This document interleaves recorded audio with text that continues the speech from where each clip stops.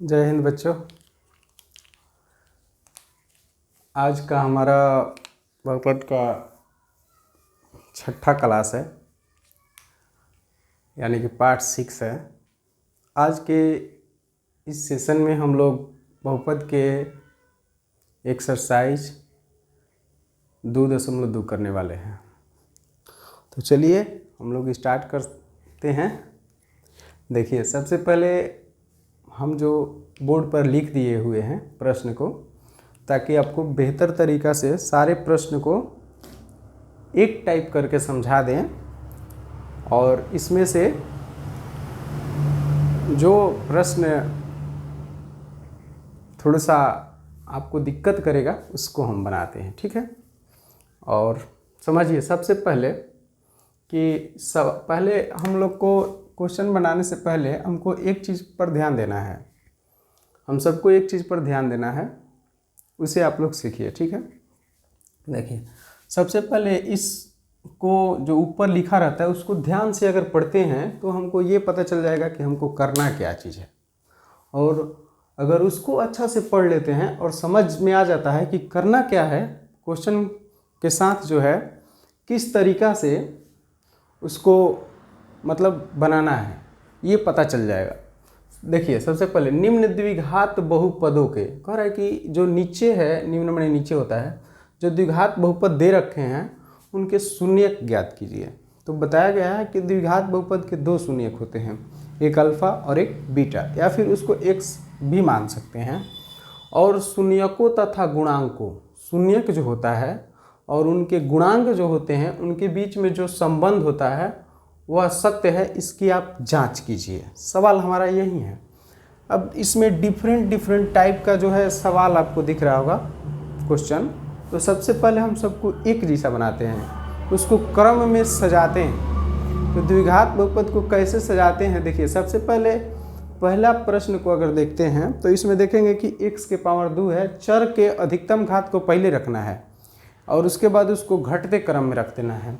चर के पावर को घटते क्रम में, तो 2 है, इसमें चर का घात 1 है, तो ठीक है। इसमें चर नहीं, जिसमें चर नहीं होता है उसको अचर कहते हैं।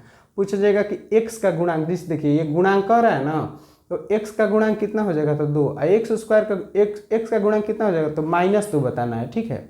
और इसका x स्क्वायर का गुणांक पूछा जाएगा, तो यहाँ पर 1 छिपा है, +1। अब पूछा जाएगा कि अचर पद कितना है, तो -8 है। तो ये एकदम सजाया हुआ दिया हुआ है।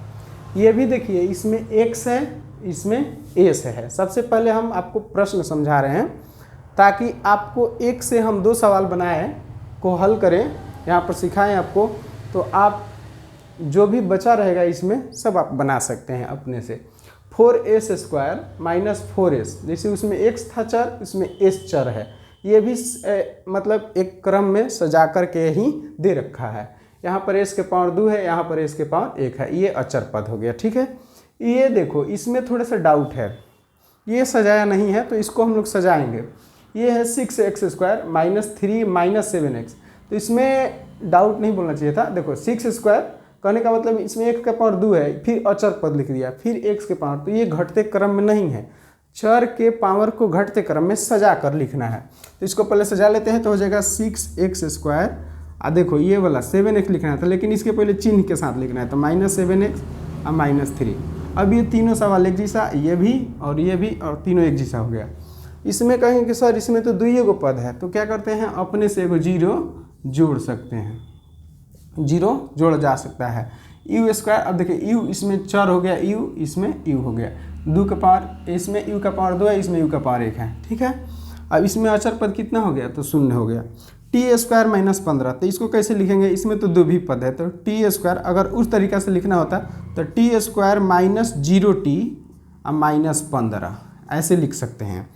टी स्क्वायर -15 को ऐसे लिखा जा सकता है, कैसे, टी स्क्वायर -0 इंटू टी, क्योंकि 0 में t से गुना करेंगे तो फिर 0 हो जाएगा, और ये -15। यहाँ पर देख लेंगे कि ये किस क्रम में है, तो x के पावर 2 x के पावर 1, ये चर के घात जो है घटते क्रम में है, यानी कि बढ़िया से है। तो 6 जो क्वेश्चन बोर्ड पर दे रखे हैं, ये जो हम लोग का सवाल है, तो समझिए कि सब एक टाइप का हो गया। सब में ए का मान आप आराम से निकाल सकते हैं। ए का मान x स्क्वायर 1, अब बी का मान -2 हो गया, और सी का मान -8 हो गया। इसमें अगर निकालना होता तो ए का मान 4 हो जाता, बी का मान -4 और सी का मान 1। अगर इसमें करना होता तो ए का मान 4, बी का मान 8 और सी का मान 0। इसमें करना होता तो ए का मान 3, बी का मान -1, सी का मान -4। माइनस रहेगा तो लिखेंगे। इसमें करना होगा तो ए का मान 6, बी के मान -7 और सी के मान हो जाएगा -3। इसमें करेंगे तो ए का मान 1, बी के मान 0, 0 में माइनस प्लस नहीं होता है, ठीक है, और सी का मान -15। ऐसे हो गया। तो इस तरीक़ा से हम इसके गुणांक को समझ गए। x स्क्वायर का गुणांक 1, x का गुणांक -2, अचर पद c। जिसमें चर नहीं होता है वह अचर पद कहलाता है, क्योंकि उसमें चर नहीं है तो बचा क्या, अचर। अब देखिए हम आपको बता रहे हैं पहला सवाल। सब एक ही जैसा है, तो आप जो कहिएगा उसको बता देंगे। से अभी तो आप लोग कह नहीं सकते हैं, तो से लाइव चल नहीं रहा है। तो देखिए सबसे पहले है कि हम बताते हैं आपको कौन सा, एक बता देते हैं एस वाला, ये वाला, और एक बता देते हैं ये वाला। पहला और दूसरा और चौथा बता देते हैं, ठीक है। तो देखिए सबसे पहले दूसरा, हम क्वेश्चन को यहाँ लिख लेते हैं।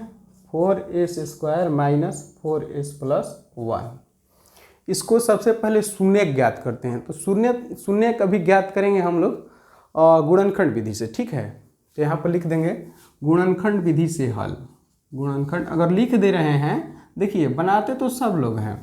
आपको परीक्षा में अच्छे अंक प्राप्त करने के लिए अच्छे शब्दों का और बेस्ट तरीका का चुनाव करना पड़ता है, चुनाव करना पड़ेगा गुणनखंड विधि से। तो ये लिख देने से हो जाएगा गुणनखंड विधि से हल। तो कहेंगे सर वो जो कॉपी जांच करने वाला होगा से वो तो जानता होगा कि कौन विधि है। अरे भाई आप लिखिए, वो तो सारा चीज़ जानता है, आप लिखेंगे तब उसको समझ में आएगा। तो गुणनखंड विधि से हल हो गया।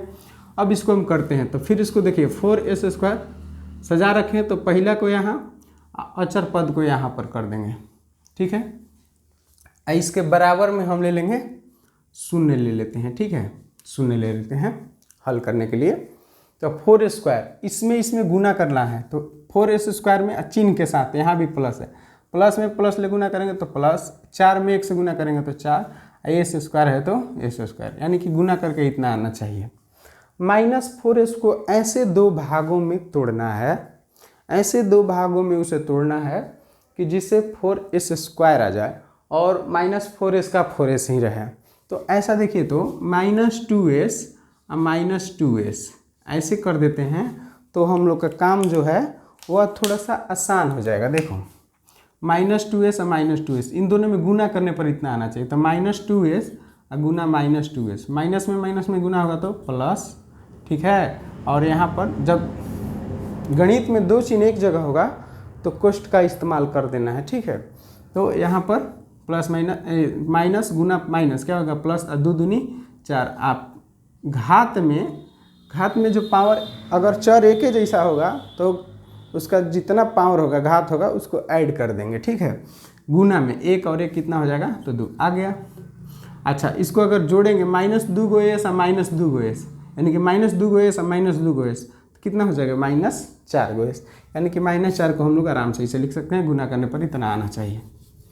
देखिए -4s को तो हम लोग ऐसे भी लिख सकते थे, -3s और -1s जोड़ेंगे तो -4 आ जाएगा। लेकिन दोनों में गुना करते हैं अगर, तो माइनस माइनस प्लस, 3 में 1 से गुना करेंगे तो 3, s में गुना करेंगे तो s स्क्वायर।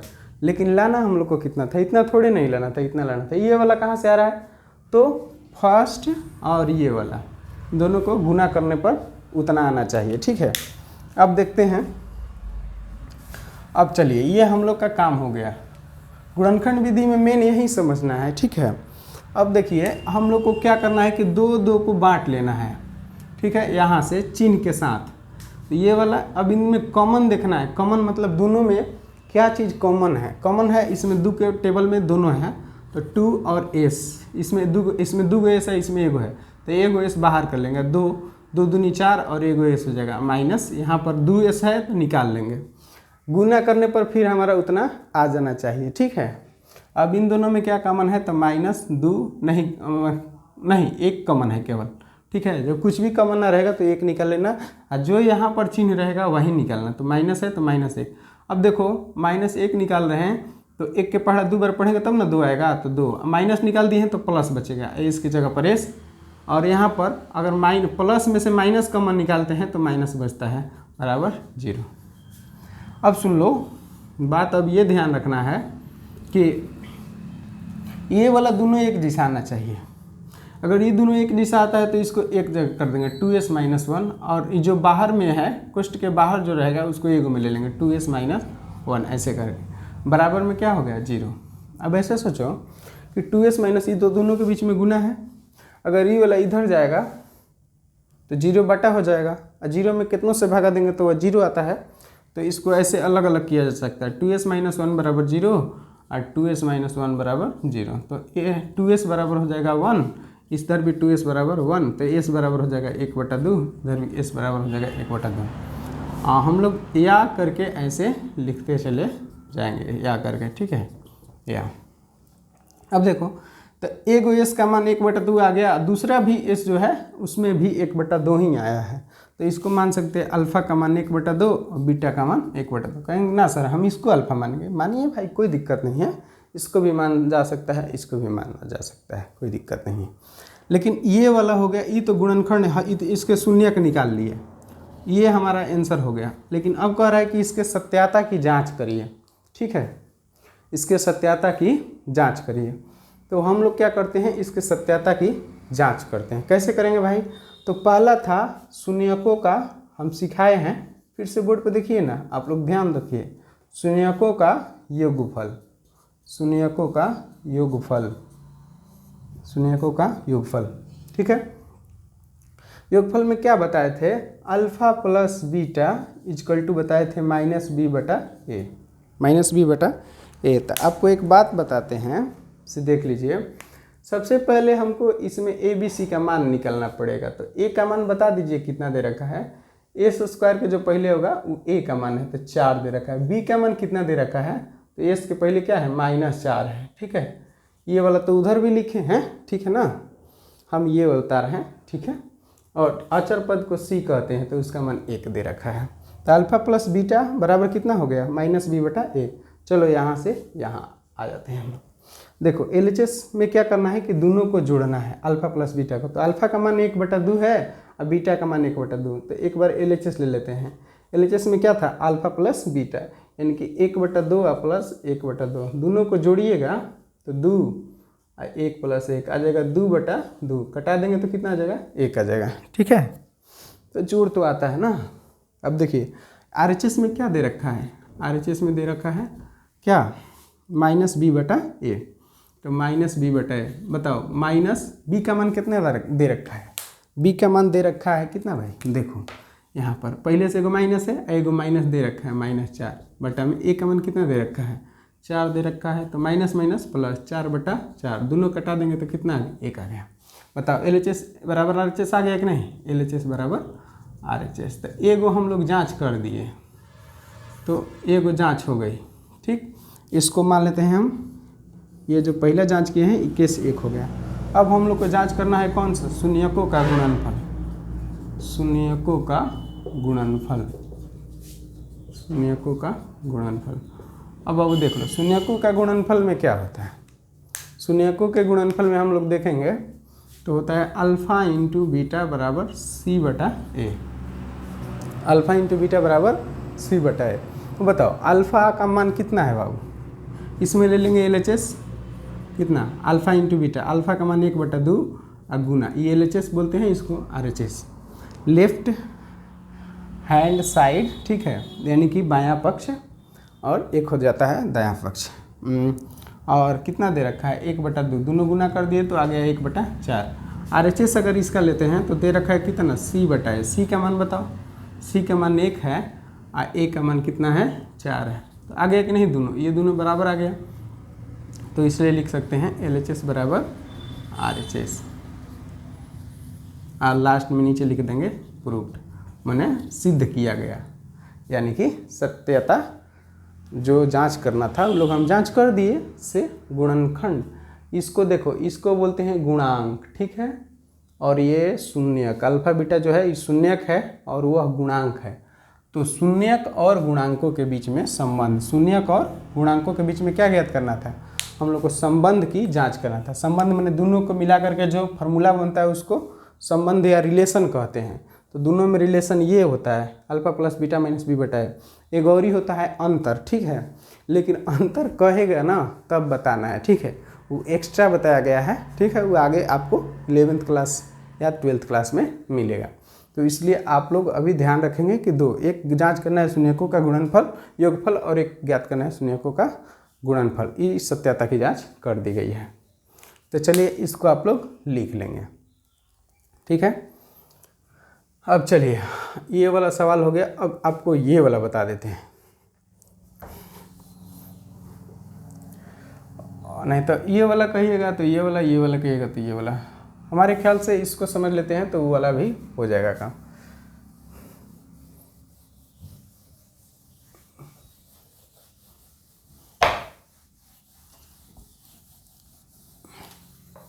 चलिए आप लोग के लिए एक और क्वेश्चन जो है हम सिखाने का प्रयास करते हैं। देखिए 4 नंबर जो क्वेश्चन है ये वाला ऐसे क्रम में था, इसको सीधा लिख दिया गया है। 4 नंबर क्वेश्चन देखा जाए तो क्या है, 4u² प्लस 8u प्लस 0। हाँ तो देखो इन दोनों में अगर गुना करते बराबर 0 ले लेते हैं। कौन विधि से हल करेंगे उसको से लिख देते हैं, गुणनखंड विधि से हल।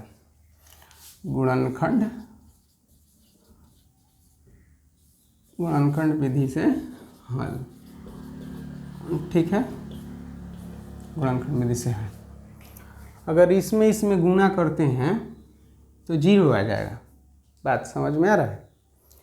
तो इसको अगर ऐसे बनाते हैं 4s² प्लस 0 बराबर 0, तो इसमें देखेंगे ना, इसमें गुना करेंगे तो 0। और ऐसा कुछ नहीं होता है कि जिसमें गुना करने पर 0 हो जाए। 2 भाग में तोड़ेंगे तो एगो 0 रखेंगे तभी 0 होगा। जिससे 8u है तो इसको कहेंगे कि सर 2 भाग में तोड़िए। 2 भाग में अगर 6 2u करेंगे तो 8 नहीं आएगा। तो कहेंगे कि सर ऐसा करेंगे तो हो जाएगा 8u प्लस 0। तो इसको तोड़े कहाँ, फिर नहीं ना हो पाया।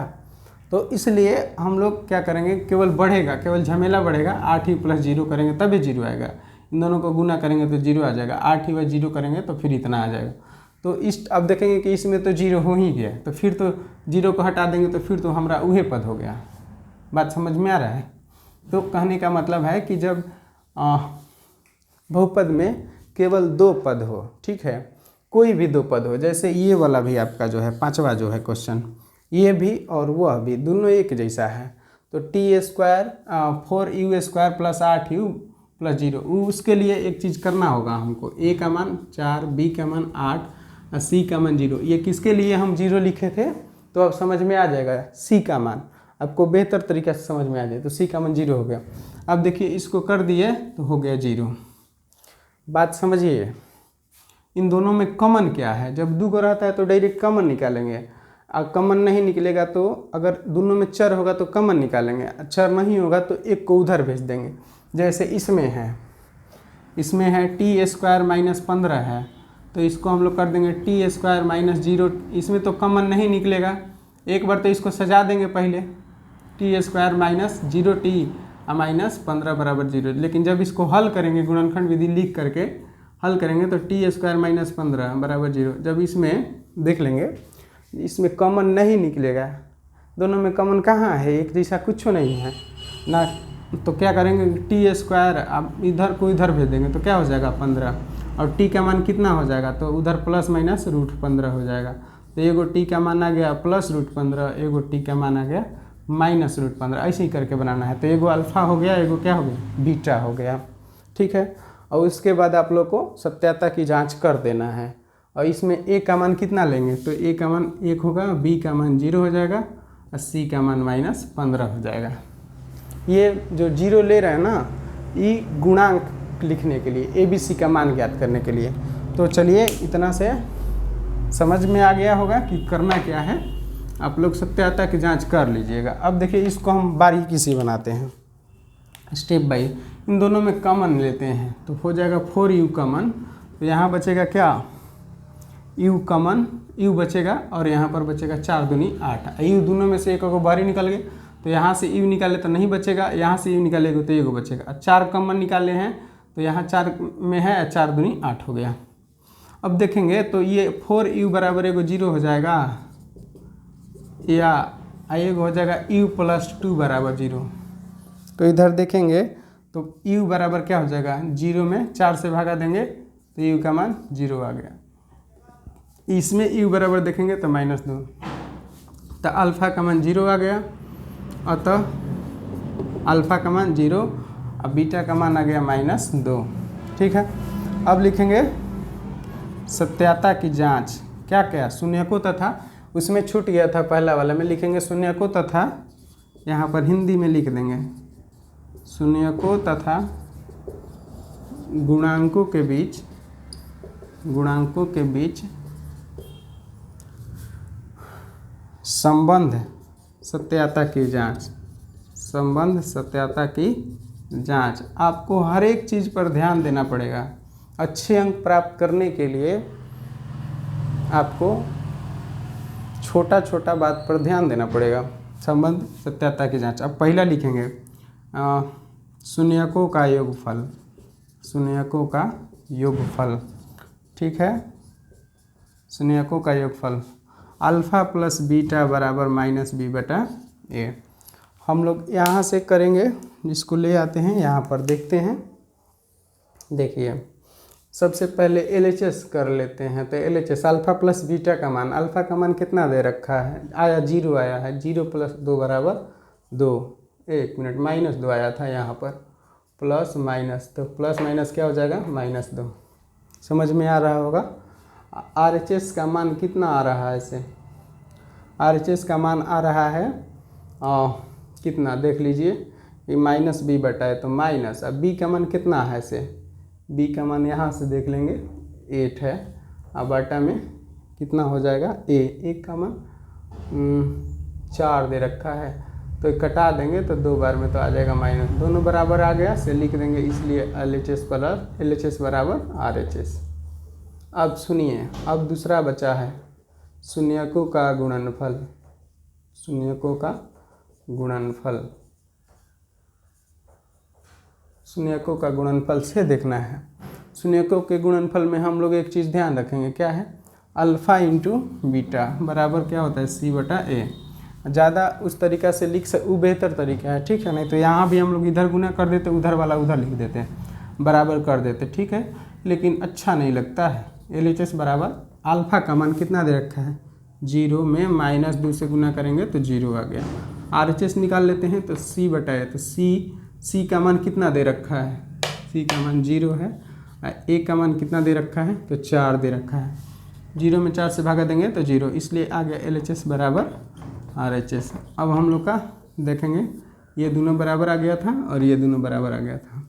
लास्ट में नीचे लिख देंगे प्रमाणित हिंदी में, या इसको इंग्लिश में लिखेंगे प्रूव्ड, PROVED, प्रूव्ड, ठीक है। तो हमको विश्वास है कि आप लोग को समझ में आ रहा होगा।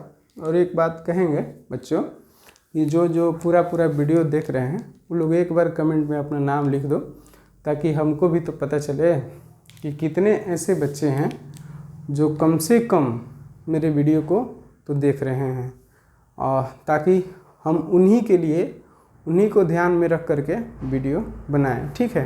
तो आप लोग इसको लिख लीजिए और अपना कमेंट में नाम भी लिखेंगे, ठीक है, और ये भी बताएंगे कि समझ में आ रहा है कि नहीं। अब देखिए, अब हम आपको बताते हैं दूसरा सवाल। तो ये वाला हो गया, इसको हटा देते हैं। चलिए,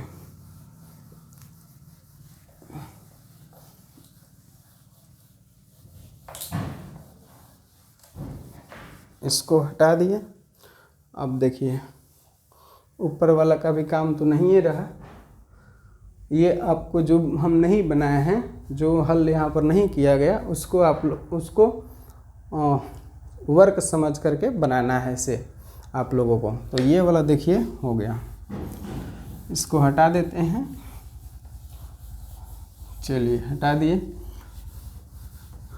अब देखिए बचा, हम बोर्ड पर एक ही बार सवाल लिख दिए कि हमको बार बार जो है ना रुकना पड़ता है। से देख लीजिए, करें कि एक द्विघात बहुपद ज्ञात कीजिए। यहाँ पर द्विघात लिखा है। एक द्विघात बहुपद ज्ञात कीजिए जिसके शून्यकों के योग तो यहाँ ध्यान देना है, और यहाँ पर जिसके शून्यकों के योग तथा गुणनफल क्रमशः दी गई है। क्या क्या दे रखा है?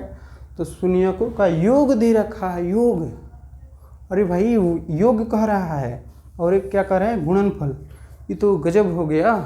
देखो सबसे पहले दूसरा का पहला सवाल कह रहा है, पहला में क्या दे रखा है? 1/4 और दे रखा है -1। एकदम आसान है, एकदम आसान है।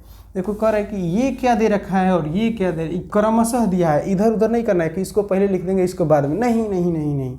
जब भी क्रमशः दे दे, क्रमशः, तो करना क्या है कि ये देखना है कि पहले क्या लिखा है। तो पहले लिखा है योग, अब बाद में लिखा है गुणनफल क्रमशः, यानी कि क्रम में दे रखा है, क्रम में लिखा हुआ है। हमको क्रम में करने की ज़रूरत नहीं है। तो देखो यहाँ पर दे रखा है योग, यानी कि अल्फ़ा प्लस बीटा, यही ना योग होता है। यानी कि दे रखा है, क्या दे रखा है? चूँकि अल्फ़ा प्लस बीटा बराबर दे रखा है 1/4 तथा अल्फ़ा इंटू बीटा, हम लोग तो यही समझते हैं, अल्फ़ा इंटू बीटा बराबर -1। ठीक है। अब यहाँ पर हम लोग क्या करेंगे कि एक हिंदी में छोटा सा लाइन लिखेंगे, यदि बहुपद के शून्यक, एक मिनट, यहाँ पर उससे अच्छा करना होगा तो लिखेंगे यदि द्विघात बहुपद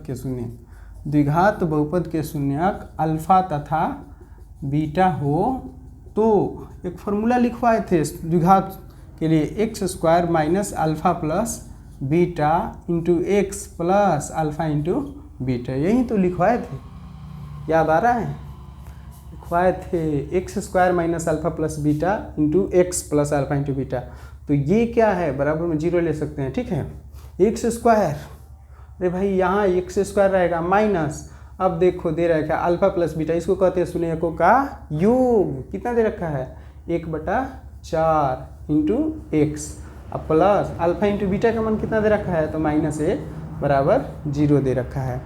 तो चलिए इसको फटाफट बना सकते हैं हम लोग।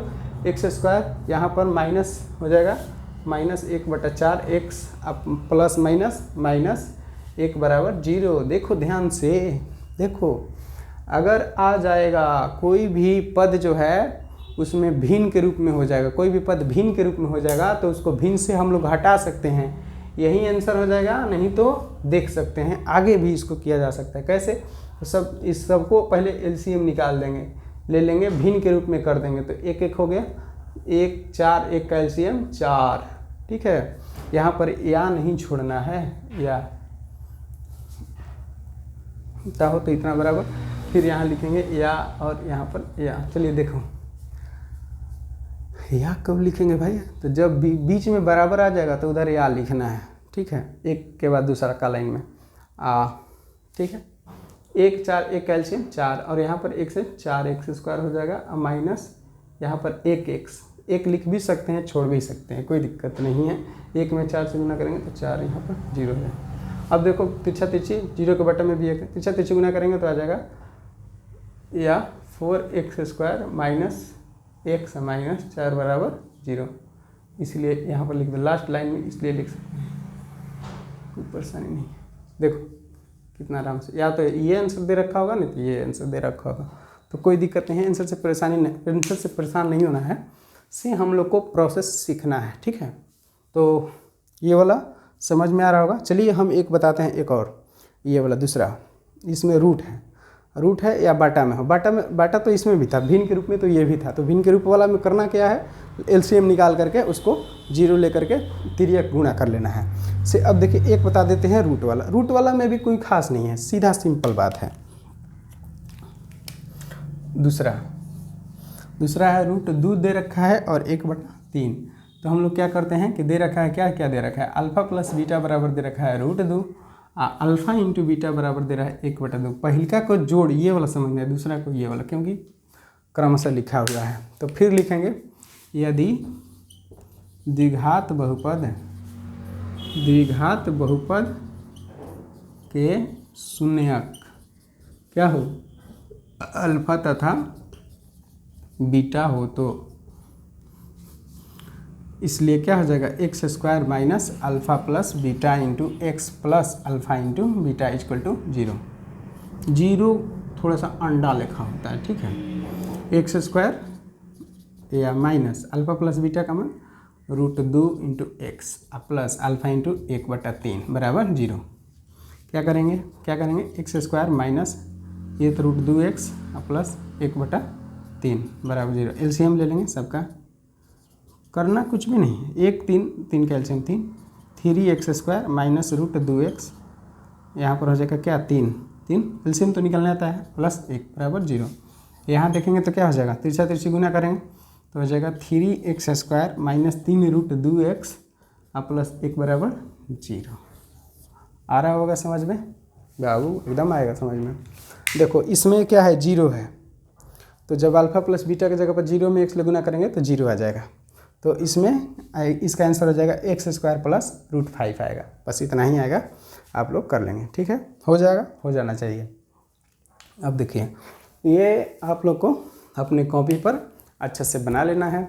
अगर हमारे कोचिंग के छात्र हैं और कहिए कि जो कोचिंग में पढ़ रहे होंगे तो छुट्टी के दिन में हम आ रहे हैं से इसको चेक कर लिया जाएगा कितने लोग बनाए हुए हैं। 9th क्लास के बच्चे जो हैं वो भी आराम से इसको पढ़ सकते हैं और अपने दोस्तों के पास शेयर कर सकते हैं।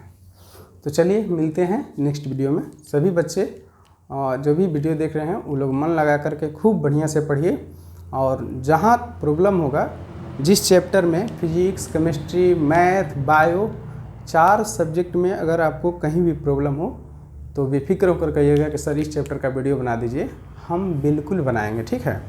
मेरा काम ही है केवल और केवल पढ़ाना, पढ़ाना नहीं कह सकते हैं, मेरा काम ही है वीडियो के माध्यम से बच्चों को कुछ ना कुछ सिखाते रहना, ठीक है। जीवन भर मेरा यही काम रहेगा। चलिए धन्यवाद, मिलते हैं अगले वीडियो में।